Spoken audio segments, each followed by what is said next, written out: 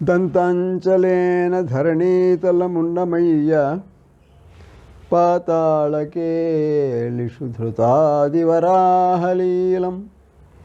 ఉల్లాఘనోత్ఫణఫణాధరగీయమాన క్రీడావదానమిభరాజముఖం నమామి. ఉదీర్ణరాగ ప్రతిరోధకం జనైః అభీక్ష్ణమక్షుణ్ణతయాతి దుర్గమం ఉపేయుషో మోక్షపథం మనస్వినః త్వమగ్రభూమిః నిరపాయసంశ్రయా. ఉపర్యుపర్యబ్దభువోऽపి పూరుషాన్ విహాయ యేతే శతమిత్యనుక్రమాత్ గిరస్త్వదేకైకగుణావధీప్సయా సదా స్థితా నోద్యమతోతిశేరతే. న భారతీమేంగమృషోపలక్ష్యతే న వా క్వచిన్మే మనసో మృషా గతిః. న మే హృషీకాణి చలంత్య సత్పథే యన్మే హృదౌత్కంఠ్యవతా ధృతో హరిః. ప్రచోదితాయేన పురా సరస్వతీ వితన్వతాజస్య సతీం స్మృతిం హృది స్వలక్షణా ప్రాదురభూత్ కిలాస్యతః సమే ఋషీణాం వృషభః ప్రసీదతాం. భూతైర్మహద్భిః ఎయిమాః పురో విభుః నిర్మాయశేతే యదమూషు పూరుషः. భుంక్తే గుణాన్ షోడశ షోడశాత్మకः సోలంకృషీష్ట భగవాన్ వచాంసి మే.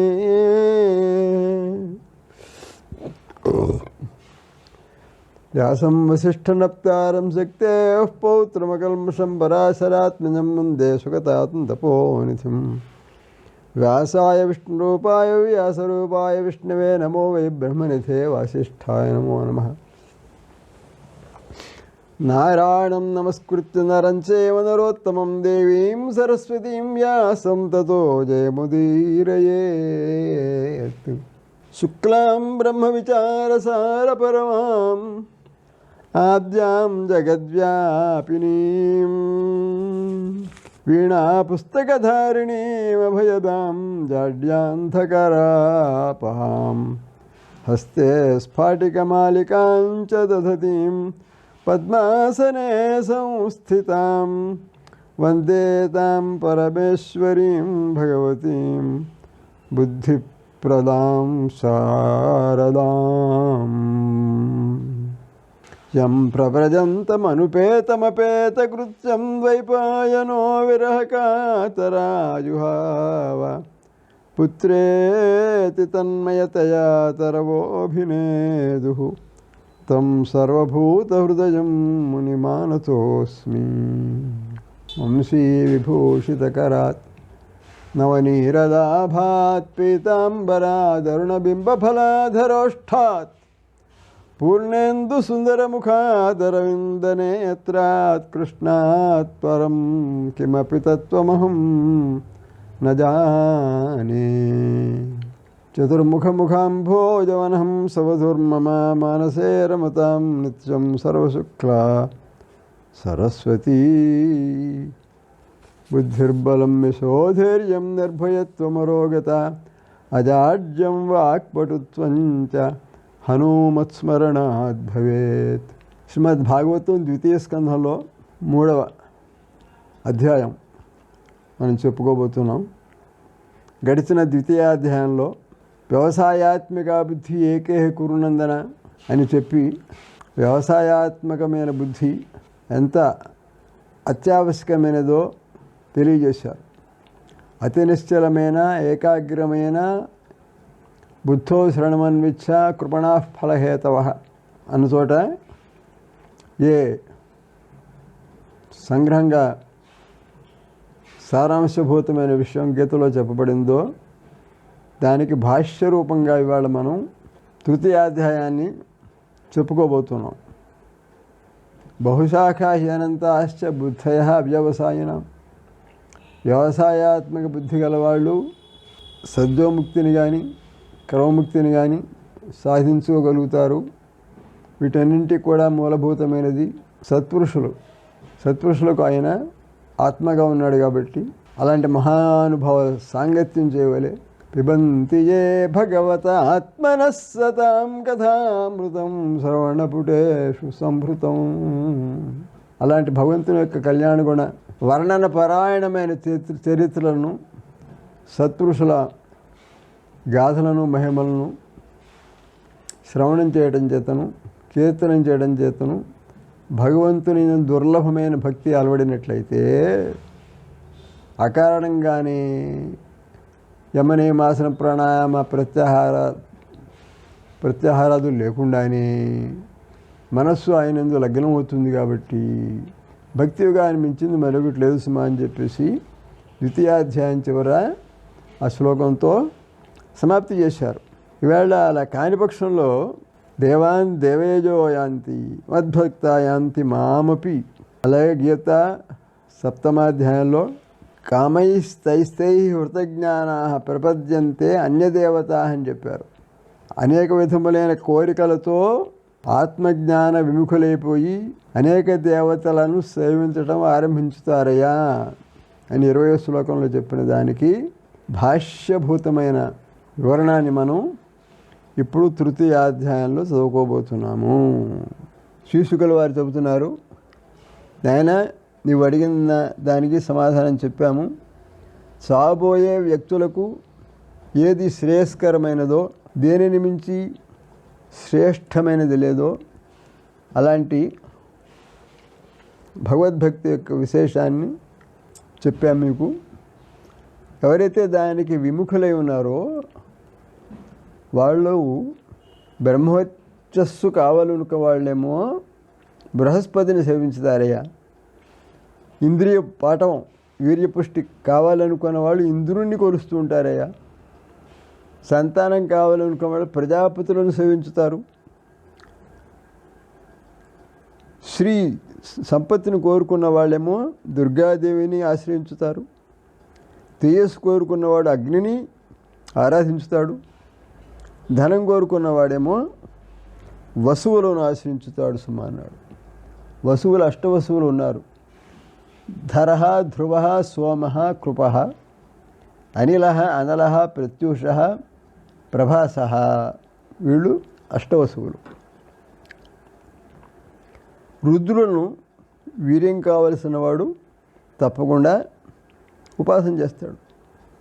రుద్రులు ఎంతమంది ఉన్నారా అంటే ఏకాదశ రుద్రులు ఉన్నారు. ఏకాదశ రుద్రులు ఎవరు అంటే మన్యు, మను, మహినస, మహాను, శివ, ఋతధ్వజ, భవ, కాల, వామదేవ, ధృతవ్రత. ఈ 11 మంది ఏకాదశ రుద్రులు అని చెప్పారు. మన్యు, మను, మహినస, మహాన్ శివ రథధ్వజ ఉగ్రరేతా భవ కాల వామదేవ ధృతవ్రత 11 మంది ఏకాదశి రుద్రులు. సమృద్ధిగా చతుర్విధమైన భక్ష్యభోజ్యలేహ్యాదులతో కూడినటువంటి భోజనం కోరుకున్నవాడు అదితి దేవుని సేవించుతాడయ్యా. స్వర్గం కావలసిన వాడేమో ఆదిత్యులను ఆరాధన చేస్తాడన్నారు.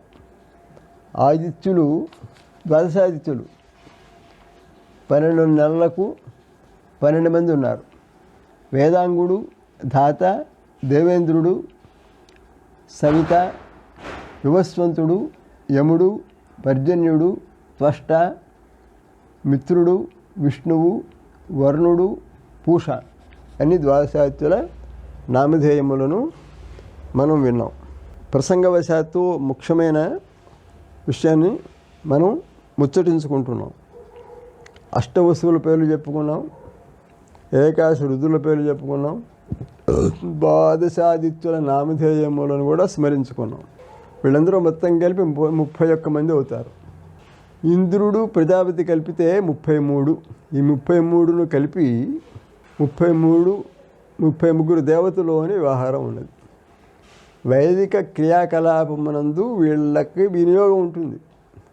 వీళ్ళ పదవి ఏమిటంటే వైదిక కర్మలకు ఫలితములను అందజేస్తూ ఉండటం. భూలోకమునందేమో అగ్ని, భూవర్లోకమునందనగా అంతరిక్షమునందు వాయుమండలము, సువర్లోకమనగా స్వర్గలోకమునందు ఆదిత్యులు ఉన్నాడు. సన్ ఈజ్ మాస్ ఆఫ్ గాసెస్ అన్నారు కాబట్టి అగ్నియందు హుతమైంది ఎప్పుడైతే వాయు రూపం ధరిస్తుందో, వేపర్ అవుతుందో, అది వెళ్ళి అక్కడ సూర్యమండలంలో ఘనీభూతం అవుతుంది. ఈ విధంగా మంది సైంటిఫిక్ రిలీజియన్ కాబట్టి దీనిలో ఉన్న 33 దేవతలను వాళ్ళ యొక్క అమితమైన మహిమలను అనంత కోట్లుగా వర్ణించుతూ 33 కోట్ల మంది అని చెప్పడం కలదు అని వేదంలోనే స్పష్టంగా చెప్పబడింది. ఈ ప్రసంగవశాత్తు అవసరమైందని చెప్పేసి ఎందుకు ముచ్చటించుతున్నామంటే 33 కోట్ల మంది దేవతలు ఉన్నారు కదా మీకు మా జీసస్ క్రైస్ట్ని కూడా ఎందుకో చేర్చుకోకూడదు అని అడుగుతున్నాడు ఒక ఆయన. అవును, తప్పని చేర్చుకోవచ్చు అని అంటున్నాడు ఆ పక్కన ఉన్న స్నేహితుడు. నా ఆరాటం తప్పనిది అన్నమాట. ఏ మూల సూత్రములు ఉన్నాయో, ఫండమెంటల్స్, పునాదులు అని చెప్పదగిన విషయములు, వాటిని మన భారతీయ జనాభా మనసులోకి ఎక్కించుకోవట్లేదు. చెప్పేవాళ్ళ దగ్గరికి వీళ్ళు వెళ్ళలేదని చెప్పండి, లేదా చెప్పేవాళ్ళు చెబుతున్నా వీళ్ళు సరిగా వెళ్ళలేదనుకోండి. నేను ఆ ఆరాటంతో తపనతో చెబుతున్నాను. అంచేత ఈ 33 గార్హపత్యము, ఆహ్వనీయము, దక్షిణాగ్ని వీటిలో వాళ్ళ వినియోగం ఉన్నది. పంచాయజ్ఞముల వెళ్ళే వినియోగం ఉన్నది. శ్రాద్ధకర్మలందు వసురుద్రాయత్తులు ఉప్పుడుగా పితృశ్రాద్ధం చేస్తున్నాడు, అక్కడ వినియోగం ఉంది. వైదిక కర్మ కలాపం అంతా కూడా వీళ్ళతో ముడిపెట్టుకుని ఉన్నది అని తాత్పర్యం. అక్కడ 33 కంటే ఇతర దేవతలు లేరని కాదు. ఇకపోతే రాజ్యం కోరుకున్నవాడు విశ్వే దేవతలను ఆరాధించుతాడు. విశ్వే దేవతలు 13 అని విన్నాము. వాళ్ళలో పూర్వరవ, ఆర్ద్రవ అని 2 దేవతలు విశ్వే దేవతలు మాత్రం శ్రాద్ధమునందు ఆహ్వానింపబడుతూ ఉంటారు. తర్వాత వాణిజ్యం, మంచి బిజినెస్ బాగా చేయదలుచుకున్నవాడైతే దానిలో లాభం సంపాదించుకున్నవాడు సాధ్యులను ఆరాధించుతాడు అని చెబుతారు. సాధ్యులు ఎంతమంది అంటే 12 మంది అన్నారు. మను, మంత్ర, ప్రాణద, చేతయాన, వీర్యవాన్, విత్తి, జయ, నయ, నారాయణ, ప్రభవ, విధ, హంస అని 12 నామధేయములు, సాధ్యుల నామధేయములు కూడా మనం ముచ్చటించుకున్నాం. ఎత్ర పూర్వే సాధ్యా సంతి దేవా అని మనం వింటుంటాం. ఆ సాధ్యులు 12 మంది ఉన్నారు. వాణిజ్య సంపద కోరుకున్నవాడు విశ్వే దేవతను ఆరాధించుతాడు. ఆయుర్దాయం కోరుకున్నవాడు అశ్విని దేవతలను ఆశ్రయించుతాడు. పుష్టి కావాలనుకున్నవాడు భూదేవతను సేవించుతాడు. కీర్తి ప్రతిష్ట కావాలనుకున్నవాడు లోకమాతరవు సమస్త ప్రాణికోటికి తల్లిదండ్రులైనటువంటి రోదస్సుల దేవతను సేవించవలే. భూమి ఆకాశముల మధ్య భాగమును రోదస్సు అంటారు. ఆ రోదస్సు పైభాగం అధోభాగాన్ని కలిపి లోకమాతరం అనేసాడు మూలంలో. కాబట్టి లోకమునకు తల్లిదండ్రులైనటువంటి రోదసీ దేవతలను సేవించవలను. అక్కడ దివచనం వేశాడు ఇద్దరు వాళ్ళు. మంచి సౌందర్యం కావాలని కోరుకునేవాడు గంధర్వులను సేవించవలే. అందగత్తెలైన బోళ్ళెంతమంది స్త్రీలను సంపాదించుకోవాలి అనుకుని ఆశపడేవాడు ఉర్వశిని ఆరాధించవలే. పెత్తనం జలాయించాలి, మంచి పవర్ కావాలి, అధికారం కావాలనుకునేవాడు పరమేష్ఠుని చతుర్ముఖ బ్రహ్మను ఉపాసించవలే. యశస్కామ మంచి కీర్తిని కోరుకున్నవాడు యజ్ఞపురుషుని ఆరాధించవలే. కోశము బోళ్ళంత నిధులను సంపాదించుకోవాలనుకున్నవాడు వరుణదేవుని ఆశ్రయించవాలి అన్నారు. విద్యను కోరుకున్నవాడు శివుని ఆరాధించవాలి అన్నారు. అనుకూల దాంపత్యం అనుకున్నవాళ్ళు పార్వతీదేవిని తప్పకుండా ఆశ్రయించవలని చెబుతున్నారు. ధర్మమును సంపాదించుకోదలిచిన వాడు ఉత్తమ శ్లోకానికి ఖ్యాతి కలిగినటువంటి విష్ణుదేవుని సేవించవాలని అన్నారు. ప్రజా సంతతి తామర తంపరగా పుత్ర పౌత్రాభివృద్ధిగా విస్తృతి చెందేటందుకోసము పితృదేవతలను ఆరాధించవలను అన్నారు. సోమ పితృమాన్ యమ అంగిరశ్వాత అగ్ని కవయవాహన మొదలైన వాళ్ళు పితృదేవతలని మనం బ్రహ్మయజ్ఞంలో చెప్పుకుంటున్నాం. పితృదేవతలను సేవించవాలి. సంరక్షణ కోరుకున్నవాడు రాక్షసులను సేవించాలన్నాడు. ఓజస్సు కోరుకున్నవాడు మరుద్గణములను సేవించుకోవాలి. మరుద్గణములు 7 ఉన్నాయి. ప్రవహ, ఆవహ, ఉద్వహ, వివహ, సంవహ, పరివహ, పరావహ. ఈ 7 మరుద్గణముల కథ మనం తర్వాత అధ్యాయములు అష్టమ స్కంధంలో అనుకుంటాను చెప్పుకోబోతున్నాం. ఈ మరుద్గణములు సేవించుకోవాలన్నాడు. రాజ్యం కోరుకున్నవాడు మనువులని సేవించవాలి. శత్రుక్షయం కోరుకున్నవాడు అభిచార హోమం చేస్తూ నిరుతి అనే రాక్షసుణ్ణి ఆరాధించవాలి అన్నాడు. సమస్తమైన కామములను నెరవేర్చుకోవాలనుకునేవాడు, కామములు ఏమీ లేనివాడు, మోక్షకాముడు, ఈ ముగ్గురు ఒకే లైన్లో ఉంటారు నాయన. వీడు ఇలాంటి వ్యక్తి పరమపురుషుని తప్పకుండా సమాశ్రయణం చేస్తాడు, ప్రపత్తి చేస్తాడు. తీవ్రేణ భక్తి యోగేన, తీవ్రమైన భక్తి యోగంతో ఈ కోరికల జోలికి వెళ్ళనివాడు పరమపురుషుణ్ణి ఆశ్రయించుతాడు సుమా అని చెప్పారు. భగవంతుని యందు నిశ్చలమైన భావము, భక్తిభావం ఏదైతే ఉండవలెనో అది భగవద్భక్తుల యొక్క సంసర్గం వలన, సత్సంగం వలన లభ్యమవుతుంది నాయన. అందుచేత ఆ అద్భుతమైనటువంటి భక్తియోగ మహిమను ఏమని చెప్పగలము? హరికథలందు నిరతిని సంపాదించిన తర్వాత, ఒకసారి నిరతి ఏర్పడిన తర్వాత మళ్ళీ వెనక్కి తగ్గలేడు కదా అన్నారు. ఈ సందర్భంలో చెప్పదలసినటువంటి ఒక ముఖ్య విషయాన్ని కూడా నేను నొక్కి చెప్పదలుచుకుంటున్నాను. అనేకములైన కోరికలను నెరవేర్చుకునేటందుకు ఒక్కొక్క సమయంలో ఒక్కొక్క దేవతను, ఒక్కొక్క మనోరథము నెరవేర్చుకునేటందుకు ఆరాధించవాలని ఇప్పుడు మనం లిస్టు చదువుకున్నాం. 27 మంది దేవతలు, 27 కోరికలు చెప్పారు. దీనిలో ఒకేసారి 2 దేవతలను 2 కోరికలను నెరవేర్చుకోవడం కుదరదు. ఎందుకు చెబుతున్నానంటే వ్యవసాయాత్మకమైన బుద్ధి లేని కారణం చేత బహుశాఖాశ అనంతాశ్చ బుద్ధయ వ్యవసాయనామని గీతలో చెప్పిన దానికి భాష్యంగా, వ్యాఖ్యానంగా వివరణం చేశారు. ఈ అధ్యాయంలో మళ్ళీ చెబుతున్నాం. నా తపన ఏమిటంటే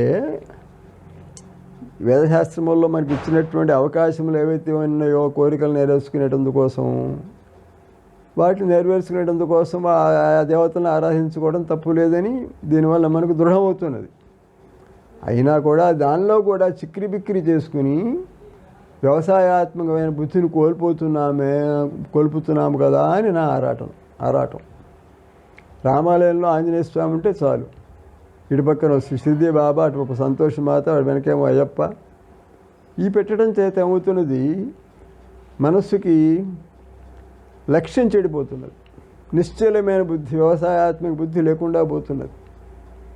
మనోరథ పరిపూర్తి కోసము వేదము, శాస్త్ర పురాణములు మనకు ఇట్లాంటి అవకాశములు ఇచ్చినా కూడా వాటిలో కూడా బంతింగ్ ఎట్ ఏ టైం అనే వ్యవసాయాత్మక బుద్ధి ఉన్నది. దానిని కూడా మనం కోల్పోతున్నామే అని నా తపన. మాణిక్యప్రభు మహానుభావులు వారు దత్తాత్రేయ అంశ సంభవంలోని ప్రసిద్ధికెక్కారు. వారు చెప్పారు, ఆదివారం సూర్యనారాయణ మాత్రమే సేవించండి, సోమవారం శివుని మాత్రమే, మంగళవారం అమ్మవారిని, లలితాదేవిని, దుర్గని లేదా సుబ్రహ్మణ్య స్వామి, బుధవారం రాముడు, నరసింహుడు, విష్ణువు, గురువారం గణపతి, దత్తాత్రేయుడు, శుక్రవారం లక్ష్మి, శనివారం ఆంజనేయ స్వామి, వెంకటేశ్వర స్వామి. కొన్ని వారములకును తిథులకును దేవతలకు సంబంధం ఉన్నది జ్యోతిష్ శాస్త్రం ప్రకారం. వాటిని అనుసరించుకొని ఒక సమయమునందు ఒక దేవతను ఏకనిష్టతో వ్యవసాయాత్మక బుద్ధితో సేవించుకుని మనోరథ పూర్తి చేసుకోవడం తప్పులేదు. దీన్ని కూడా మనం మర్చిపోతున్నామే అని నేను తపనతో కల్పించుకుని చెబుతున్నాను. భజన చేయటం మొదలు పెడతారు, సంకీర్తన చేస్తుంటారు. 10 నిమిషాలు వెంకటేశ్వర స్వామి మీద, ఆ తర్వాత 10 నిమిషాలు ఆంజనేయ స్వామి మీద, ఆ తర్వాత 10 నిమిషాలు అమ్మవారి మీద, ఆ తర్వాత 10 నిమిషాలు అయ్యప్ప మీద. ఈ విధంగా పట్టుమని ఒక గంట సేపు హరే రామ భజన స్మరణ చేయటం కానీ, ఒకే ఒక భక్తి ప్రపత్తి నిష్ఠతో ఏ ఒక్క దేవతను మనం సేవించలేకపోతున్నామే. దేవాలయములన్నీ కూడా మ్యూజియంస్, బిజినెస్ సెంటర్స్ అయిపోతున్నాయని నేను వాపోతున్నాను. ఇటు తర్వాత ఇప్పుడు స్వల్ప విరామం అన్నట్టుగా సౌనుకుల వారు కలుగజేసుకొని 4 మాటలు చెబుతున్నారు. వక్తారం పుచ్చకం శ్రోత్రోన్ తత్పాద సలిలం యథ అన్నాడు ముందుగానే, భాగవతం చెప్పే ముందుగానే ప్రస్తావనలు నేను చెప్పే ఉన్నాను. ఈ భాగవత కథ చెప్పేవాళ్ళను, వినేవాళ్ళను, ప్రశ్నించేవాళ్ళని కూడా తెరింపజేస్తుంది సుమా అన్నారు. కాబట్టి సావధాన మనస్సుతో కథాస్వాద కుశల శోనక బ్రవీత్,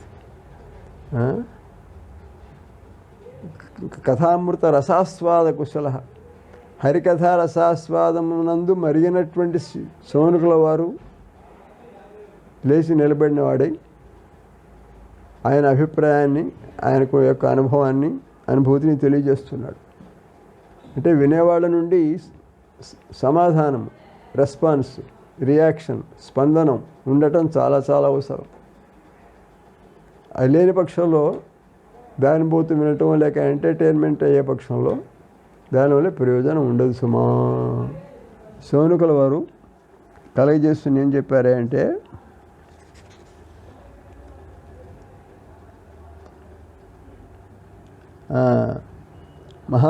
మహానుభావ, ఇంత చక్కగా వివరించి చెప్పిన తర్వాత పరీక్షణ మహారాజు ఆ పైన ఏమి అడిగాడు, శ్రీశుకుల వారిని ఏమని ప్రశ్నించారు.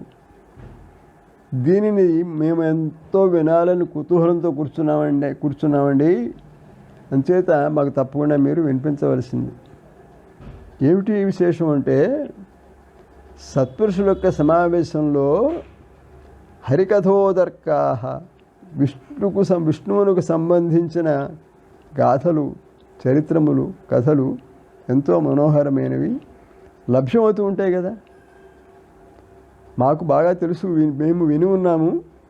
ఈ పరీక్షిత్ మహారాజు చిన్నప్పటి నుంచి కూడా గోలికాయలు ఆడుకునే చిన్న వయస్సులో కూడా బాలకృష్ణుని లీలలను అభినయించేవాడు. ఆ ఆటలలోనూ నిమగ్నుడై ఉండేవాడు.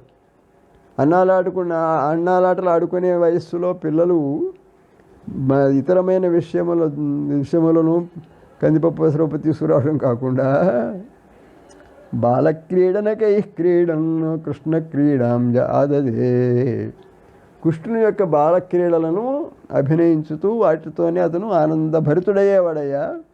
సరే, శ్రీశుకుల వారు ఉన్నారంటావా? చెప్పనక్కర్లేదు.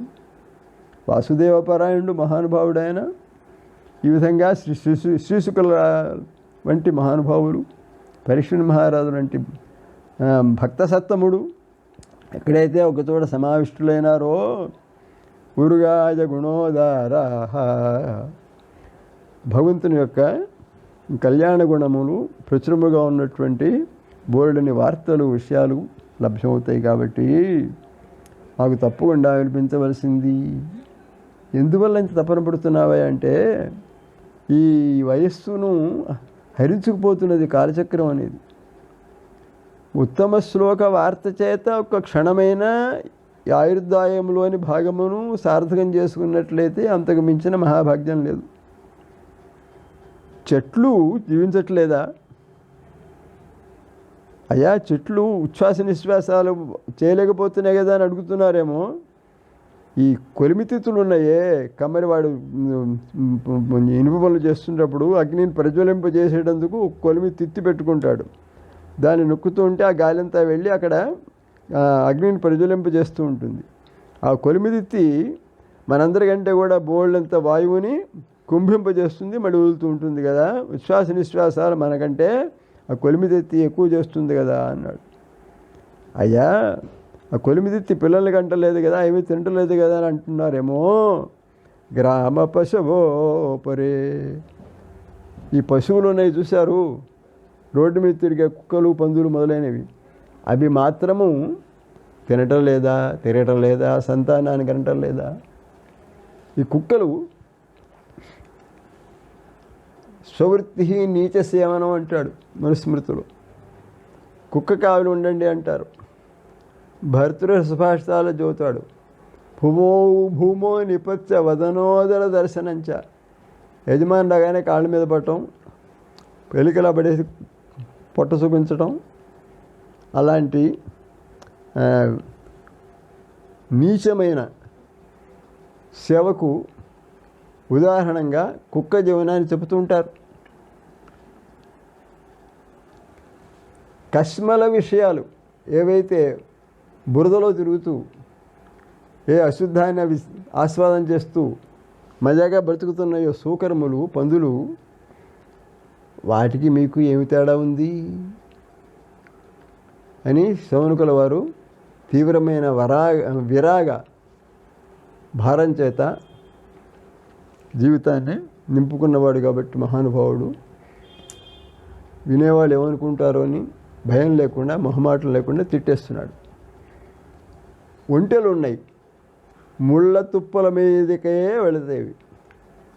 ఆ తుమ్మ ముళ్ళు, ఆకులు అవే తింటుంటాయి. అవి వాటి లక్షణం అది.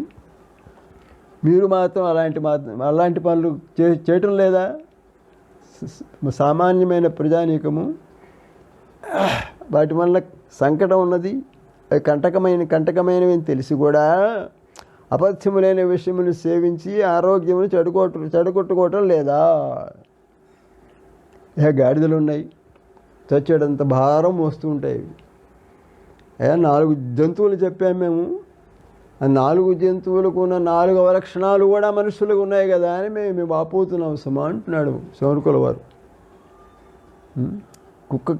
కుక్కలాగా జీవించేవాళ్ళు ఉన్నారు, అతి నీచమైన తుచ్చమైన విషయముల మీద విపరీతమైన ఆసక్తితో ప్రవర్తించేవాళ్ళు ఉన్నారు. సంకటంలో పడిపోతున్నామని తెలిసినా కూడా అటువంటి దుష్ట విషయములనే ఆస్వాదించుతూ ఉంటారు. గాడిద చాకరీ చేసామని అంటలమ్మా మనుషులు చాలామంది మాట్లాడుతూ గాడిద చాకరీ చేశానుకోండి అంటూనే ఉంటారు కదా. కాబట్టి గాడిద చాకరీ కూడా మనుషులకి చేకి తప్పట్లేదు. ఆ 4 జంతువులకు ఉన్న అవలక్షణాలు 4 ఉన్నాయి వీడికి. ఒక్కొక్క జంతువు దగ్గర ఒక్కొక్క అవలక్షణమే ఉన్నది కదా అని వీళ్ళని చూసి ఎవరైతే భగవద్భక్తులు కారో, విషయముల మీద మనస్సుతో ఎవరైతే ప్రవర్తించుతున్నారో వాళ్ళని చూసి చాలా జాలిపడుతూ శౌనకుల వారు విరాగ బోధన చేస్తున్నారు. ఈ చెవులున్నాయి కేవలము అవి రంధ్రాలు అనుకోండి. భగవంతుని యొక్క నామధేయములను, గుణములను, చరిత్రములను, సంకీర్తనమును విననటువంటి చెవులు ఎందుకు అవి? ఆ నాలుక ఉన్నది కప్ప నాలుక లాంటిది. అది ఎందుకది?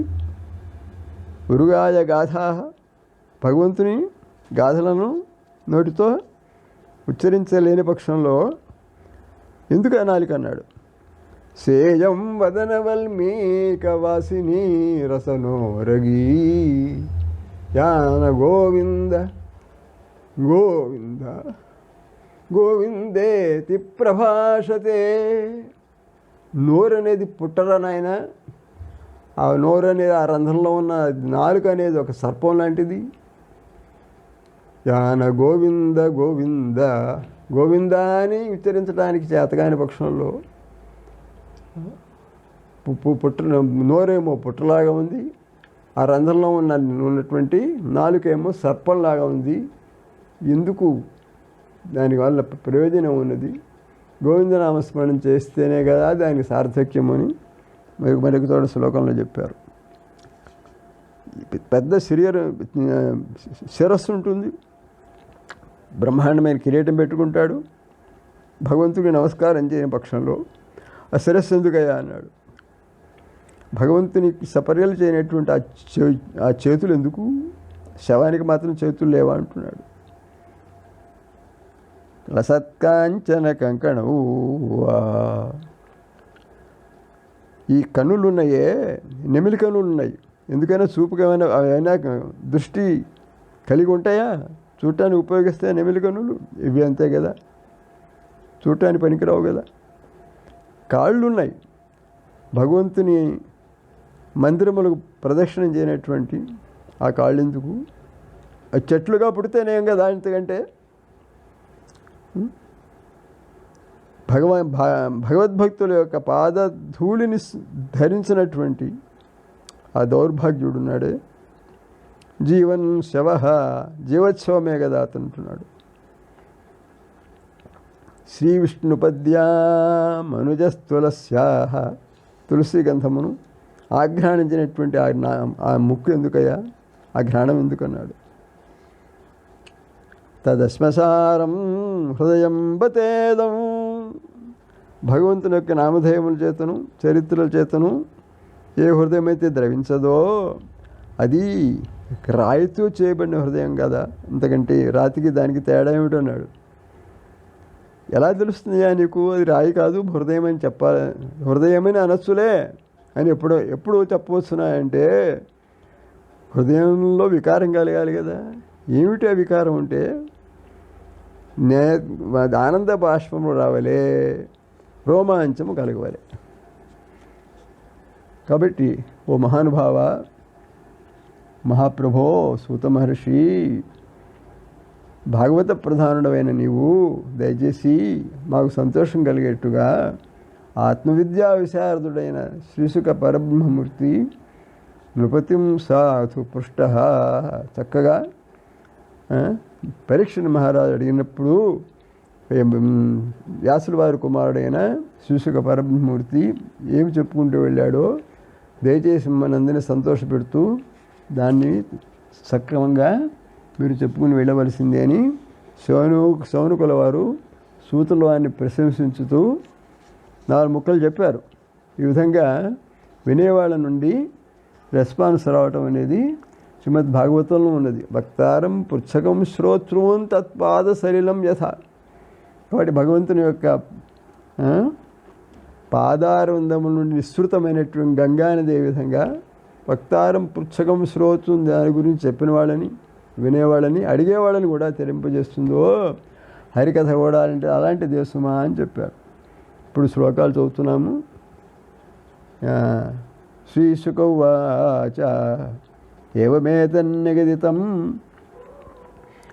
పృష్టవాన్ యద్భవాన్ మమ నృణాం యన్మ్రియమాణానాం మనుష్యేషు మనీషిణాం బ్రహ్మవచ్చసకామస్తు యజేత బ్రహ్మణస్పతిం ఇంద్రమింద్రియకామస్తు ప్రజాకామః ప్రజాపతిం దేవీం మాయాంతు శ్రీకామః తేజస్కామో విభావసుం వసుకామో వసూన్ రుద్రాన్ వీర్యకామోऽథ వీర్యవాన్ అన్నాద్యకామస్త్వదితిం స్వర్గకామః అదితేః సుతాన్ విశ్వాన్ దేవాన్ రాజ్యకామః సాధ్యాన్ సంసాధకో విశాం ఆయుః కామోऽశ్వినౌ దేవౌ పుష్టికామయిలాం యజేత్ ప్రతిష్టాకామః పురుషः రోదసీ లోకమాతరౌ రూపాభికామో గంధర్వాన్ స్త్రీకామః అప్సర ఉర్వశీం ఆధిపత్యకామः సర్వేషాం యజేత పరమేష్ఠినం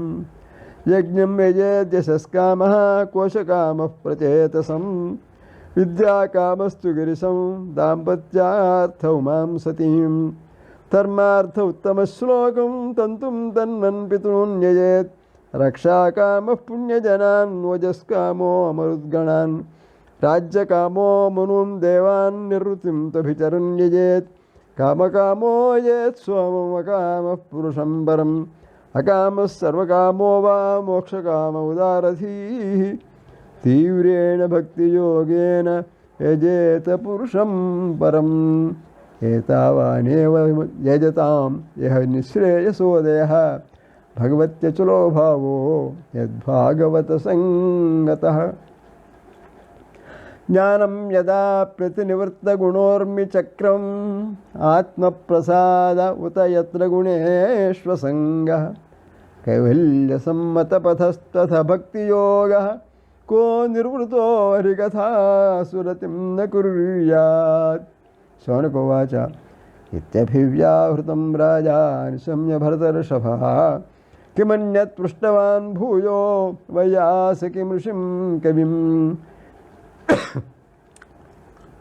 ఏతత్ శుశ్రూషతాం విద్వన్ సూత నోర్హసి భాషితుం కథా హరికథోదర్కాః సతాం స్యుః సదసి ధ్రువం స వై భాగవతో రాజా పాండవేయో మహారథః బాలక్రీడనకైః క్రీడన్ కృష్ణక్రీడాం యాదదే వైయాసకిశ్చ భగవాన్ వాసుదేవపరాయణः ఉరుగాయ గుణోదారాः సతాం స్యుర్హి సమాగమే ఆయుర్హతి వై పుంసాం ఉజ్జన్నస్తం చ యన్నసౌ తస్యర్తే యక్షణో నీతః ఉత్తమశ్లోకవార్తయా తరవః కిం న జీవంతి భస్రాః కిం న శ్వసంత్యుత న ఖాదంతి న మేహంతి కిం గ్రామ పశవో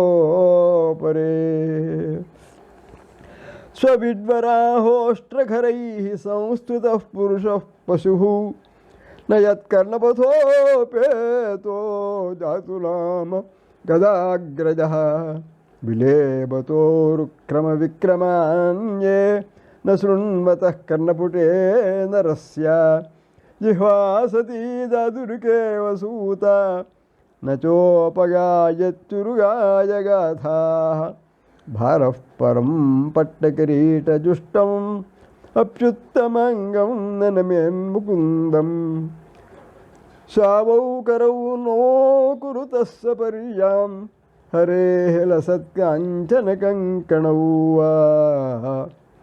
బర్హాయితే తే నయనే నరాణాం లింగాని విష్ణోర్న నిరీక్షతో యే పాదౌ నృణాం తౌ ద్రుమజన్మభాజౌ క్షేత్రాణి నానూ వ్రజతో హరేరియౌ जीवन्शवो भागवतङ्घ्रिरेणुं न जातु मर्त्योऽभिलभेत यस्तु श्रीविष्णुपद्यामनुजस्तुलस्याः श्वसंशवो यस्तु न वेदगन्धं तदस्मसारं हृदयं बतेदं यत् गृह्यबाणैः हरिनामधेयैः न विक्रियेताथ यदा विकारो नेत्रे जलं गात्रर्हेषु हर्षः अथाभिधेह्यङ्गमनोनुकूलं प्रभाषसे भागवतप्रधानः यदा वैयासकिरात्मविद्या विशारदो नृपतिं साधु पृष्टः। श्रीमद्भागवते महापुराणे पारमहंस्यां संहितायां द्वितीयस्कन्धे तृतीयोऽध्यायः। ఈ సందర్భంలో చైతన్య మహాప్రభువు కూడా ఇలాంటి శ్లోకములనే శిక్షా అష్టకమని శ్లోకములు రచించారు. కొన్ని 2-3 వినిపించుతున్నాను. నయనం గళదశ్రుధారయా వదనం గద్గదరుద్ధయా గిరా పులకైర్నిచితం వపుః కదా తవ నామగ్రహణే భవిష్యతి చేతో దర్పణమార్జనం భవమహాదమగ్నిర్వాపణం శ్రేయః కైరవచంద్రికా వితరణం విద్యావధూజీవనం ఆనందాంబుధివర్ధనం ప్రతిపదం పూర్ణామృతాస్వాదనం సర్వాంతఃస్వపనం పరం వియేతే శ్రీకృష్ణ సంకీర్తనం.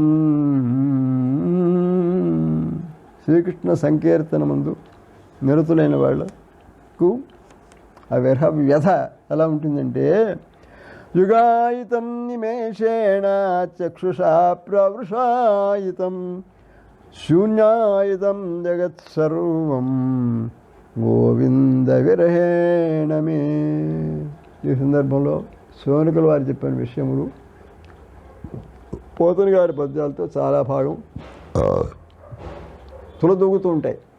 సప్తమ స్కంధంలో ప్రహ్లాదుని చరిత్రను వర్ణనం చేస్తూ పోతన గారు రచించిన పద్యాలు చాలా మనోహరంగా ఉంటాయి. వాటన్నింటి కూడా భావము, ఏ భక్తి భావం ఉన్నదో విరాగభరితమైనది. చక్కని మధురమైన శీసపద్యముల్లో పోతన గారు చెప్పారు. తర్వాత మనం ఈశ్వరేచ్ఛ ఉన్నట్లయితే వాటిని కూడా మనం చదువుకోవచ్చు. తృతీయः అధ్యాయः. సూత ఉవాచ వైయాసికైరితి వచః తత్వనిశ్చయమాత్మనः అవధాయ మతిం కృష్ణే గౌత్తరేయः సతీం యథాత్. ఉపనేతు మంగళం నః సకల జగన్మంగళాలయ శ్రీమాన్ దినకర కిరణ నిబోధిత నవనలిన దళే క్షణో రామః. ఓం నమో భగవతే వాసుదేవాయ. లోకాః సమస్తాః సుఖినో భవంతు.